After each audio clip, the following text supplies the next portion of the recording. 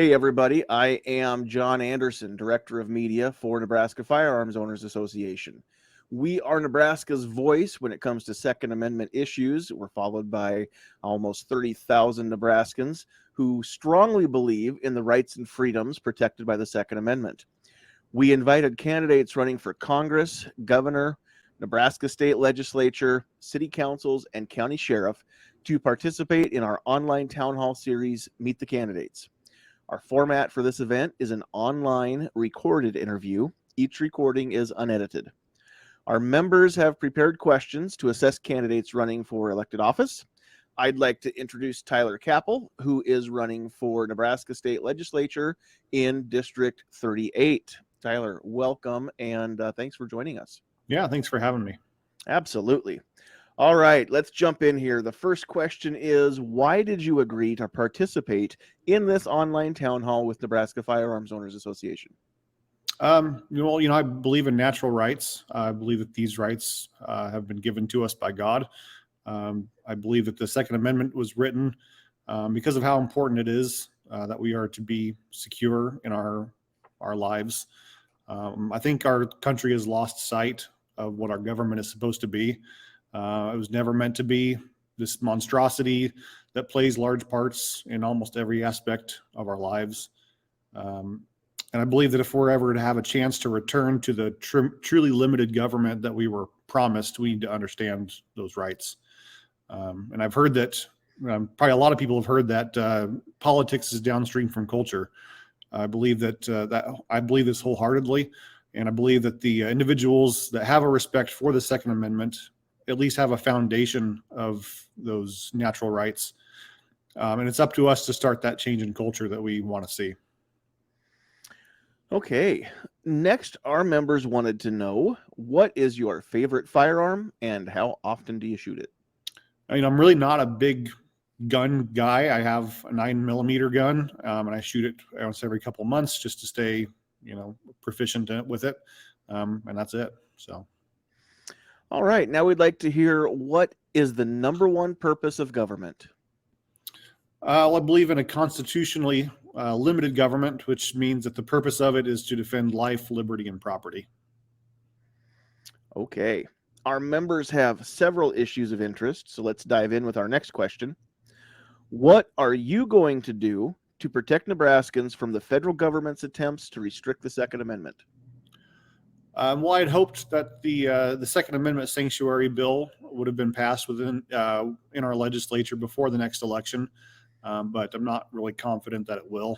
My whole campaign is based on the idea of decentralization of power and returning it to the people where it belongs.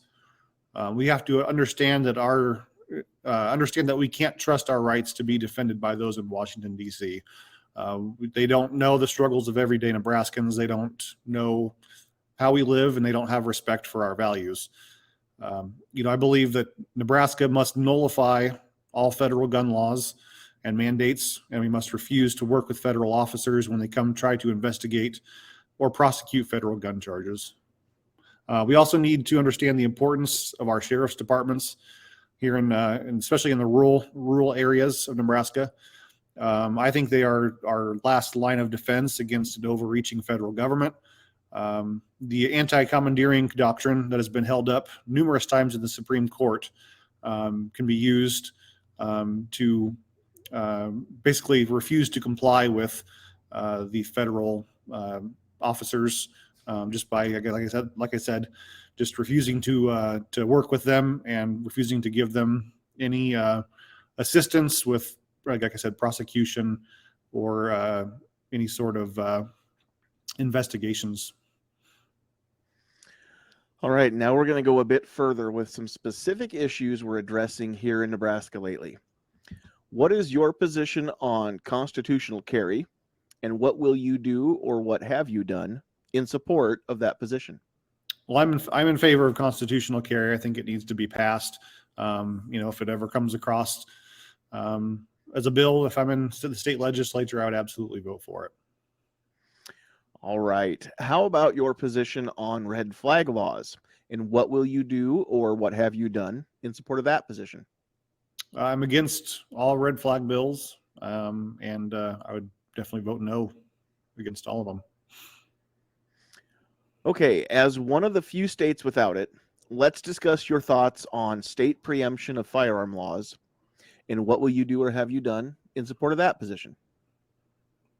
So in Nebraska, we have what's called home rule, where the municipalities of more than 100,000 people, the way I understand this is that there's municipalities with more than 100,000 people have a bit more autonomy than the smaller communities. So it's kind of a tough question because I don't understand it 100%. I am in favor of decentralization, even when decentralization doesn't necessarily produce the outcome that I would like to see. On one hand, but on the other hand, I'm always in favor of an individual's rights to self-defense. But I always try to keep in mind that if it were the state trying to impose restrictions on my rights, I would be in favor of my city or my county refusing to comply. I don't think this is necessarily the perfect answer, but in a state that has such a heavy divide between the red and blue areas, as in regards to political leanings, this might be the best answer, which is, again, decentralization. There was an article that I read about a county in Colorado, I think it was Weld County, that refused to follow the business closure orders and the social distancing issued by the governor. The state government made threats to the county, but the county stood their ground. They said that they weren't going to force any business to close down. They weren't going to enforce social distancing. And all over the country, we saw churches defy orders from the state and local governments. Some of these churches, some of these counties, they saw consequences from their actions, trying to refuse to comply again with their state or local or state governments. And others had consequences, blasted all over social media. So like I said, it's really hard to say what I would do in this situation, because again, I believe in decentralization. I think that's our best path forward to creating a society that we all can live in, because some people don't want freedom. They don't want Second Amendment rights, and they're fine with being controlled by,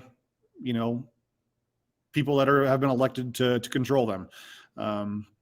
But personally, I want to be free. I think a lot of other people here in rural Nebraska, they tend to be want to be more free than others. But we may have to be willing to vote with our feet, I think, when it comes down to it. We saw that a lot in the last 2 years of the COVID regime.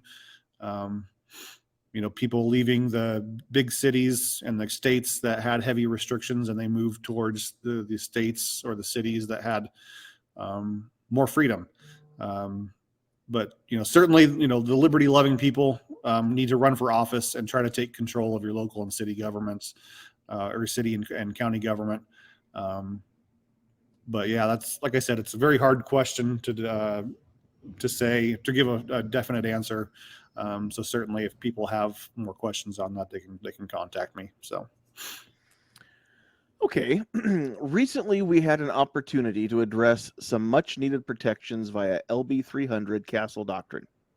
What are your thoughts on Castle Doctrine, and what will you do or have you done in support of that position? I'm definitely in favor of the Castle Doctrine. People definitely have a right to protect their property.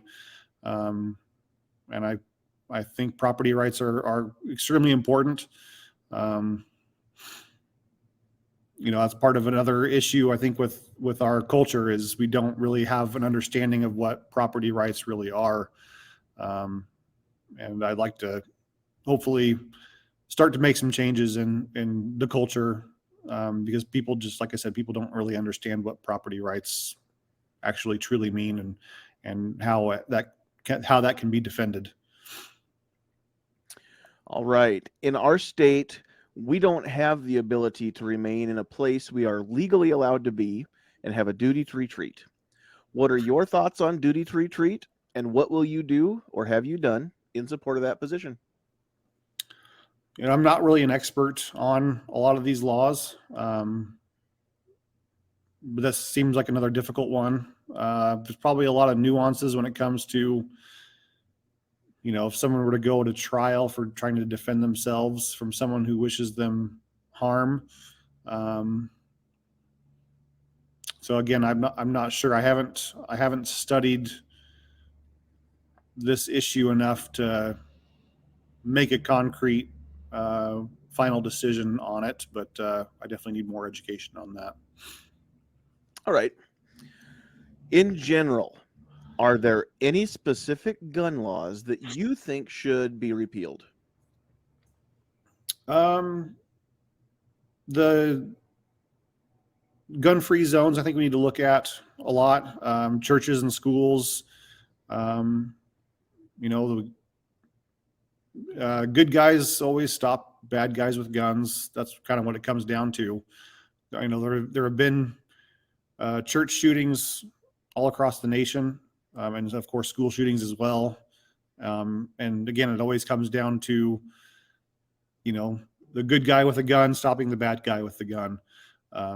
So I think we need to make it available for a lot of these places that have that are gun-free zones, allow people to carry in those areas. Certainly, churches are private property. They can make the decisions for themselves, but I think the schools, we should definitely look at, allowing teachers or having some sort of, ex-military or or police officer on duty at some point in a lot of these schools where they have, violence problems, especially. So that's probably the biggest thing I would like to see changed is the gun-free zones. Okay. NFOA believes in education. What is your position on mandating firearm safety classes or programs in K through 12 public schools? It's probably a really good idea to have firearm safety classes in our public schools, but I'm against the mandate. I don't like the idea of forcing a child to do a firearm safety class, not a child or a teenager. But if it goes against the wishes of the parent or the guardian, I don't think that's the right way to go about this. All right. Being a 2A supporter, what is your position on the intent and purpose of the Second Amendment? So I think it was James Madison who said that a well-regulated militia composed of the body of the people trained to arms is the best and most natural defense of a free country. Our founding fathers understood it was very possible that our government would eventually become tyrannical. And if the citizens of the United States had any recourse to defend their liberties, they would need an unrestricted access to firearms. I believe that it was the original intent of the Second Amendment. But obviously our rights extend to just daily self-defense, hunting, and all of those other things as well. So I think that was the original intent, was to defend ourselves against a tyrannical government. All right. And lastly, let's move to the Nebraska Constitution. How will Article 1, Section 1, the Statement of Rights of the Nebraska Constitution, impact your decision-making in the role you are pursuing? So that last sentence of Article 1, Section 1, it says, to secure these rights and the protection of property, governments are instituted among people deriving their powers from the consent of the governed. As a state legislator, my job would not be to pick winners or losers or to hand out special favors to large corporations. It would not be to vote for more taxes, especially not in the economic climate that we have today, where inflation is much more than what is officially reported.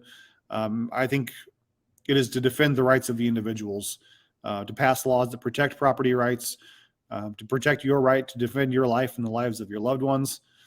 My job would be to protect you from a consistently overreaching federal government that twists the words of the Constitution to benefit themselves and their politically connected friends. The last phrase of Article 1, Section 1, deriving their powers from the consent of the governed, I take that phrase very seriously. because I think a lot of people that I talk to in southwestern Nebraska are just completely fed up with the federal government, and even the state government. They're really tired of how, things never changed. Property taxes never changed. They refuse to vote for pro-gun laws that they want passed, and people are starting to withdraw that consent, I think. And so I think we still need to start taking this sort of thing very seriously, because when people really get upset with governments and they withdraw that consent of the elected officials leading them, that's when you have revolutions, and a violent revolution, I think, is not going to be the answer that we would like to see. I think we have to do this through the legal avenues, like I said before, the nullification, decentralization of power, returning that power to the people, and doing things, like I said, the peaceful way. So I think just refusing to comply is probably going to be the best way for us to achieve those goals that we want to see. All right. So these questions, as I said before, were compiled by our members. And if anyone would like to reach out to you to clarify any of your answers or to follow up on any of those answers, how can somebody reach you, Tyler? My email is tylercappel4legislature@gmail.com. All right. Thank you very much for sitting down with us, and thank you all of our members out there who submitted questions for these candidates. This has been Tyler Cappel running for State Legislature District 38. Tyler, thanks so much for taking time to answer these questions. Yes, thanks for having me again. You betcha.